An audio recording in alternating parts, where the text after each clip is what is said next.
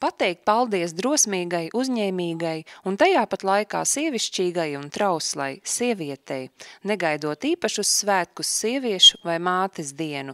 Uz priecīgu un svinīgu sarīkojumu konkursa Sieviete Latvijai 2010 noslēguma sarīkojumā Tukuma novada Valgumā pulcējās 12 uzvarētājas, uzņēmējas, zinātnieces, mājasaimnieces, sabiedrības dvēseles, tostarp veiksminieces no Vidzemes, Dzintra Karvaičuka un Agita Kalniņa no Bērzaunes pagasta, Vita Eizentāle no Vestienes, Lolita Garklāva no Lēdmanes, Līga Magone no Pociema un Lilija Paegli no Madlienes. Sievietes, kas dara un netik bieži tiek ieceltas slavas saulītē. Jūtos vienkārši brīnišķīgi, jo ikdienā nav tik bieži šie gadījumi, ka tiešām pasaka paldies, un šis paldies ir tik sirsnīgs, un tiešām tāpēc emocijas iet pāri malām, un ir liels prieks, ka tas nav bijis veltīgi šis darbs, ka tas ir pamanīts, un ka tas tiek novērtēts, un, protams, liela laime.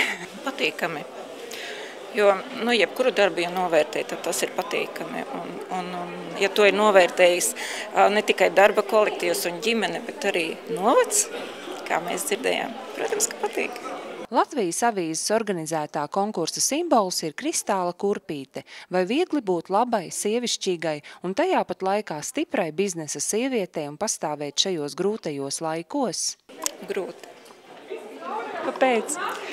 Tāpēc, kad faktiski jau tu esi cīnītājs viens, un ja tev vieglāk ir tad, ja tev ir ģimene blakām, stipra ģimene, kā man tas ir, bet ja tu esi viens cīnītājs, kā mēs zinām, viens nekad nav kalnas gāzes. Tas ir tāpat kā darīt jebkuru citu darbu, ja tas patīk, ja tur ir tā iekšā tas, ka tas ir tavs, tas nav ne viegli, ne grūti, tu vienkārši to dari, un nevajadzētu baidīties cilvēkiem, kā tur, ja tas patīk, ja jūt cilvēks, ka viņam tas spēks ir jāiet un jādara, un tas nav ne īpaši vieglāk vai grūtāk kā jebkurš cits darbs. Vajag atbalstu un komandas. Viena es nekad neko tādu nebūtu izdarījusi. Man ir fantastiska ģimene un man ir fantastiska komanda. Jo Vestienā ir, es teikšu, tāda īpaša vieta. Tur visi cilvēki, tu tikai pamet ideju, un tie cilvēki jau ir klāt, viņi jau uztver un viss notiek. Tie visi pasākumi, kas tur uzskaitīti, tā neesmu es viena. Īpaši gandarīti par konkursa rezultātiem ir pašvaldību vadītāji. Arī Madonas novada pašvaldības vadītājs, jo 3 uzvarētājas nāk tieši no Madonas puses.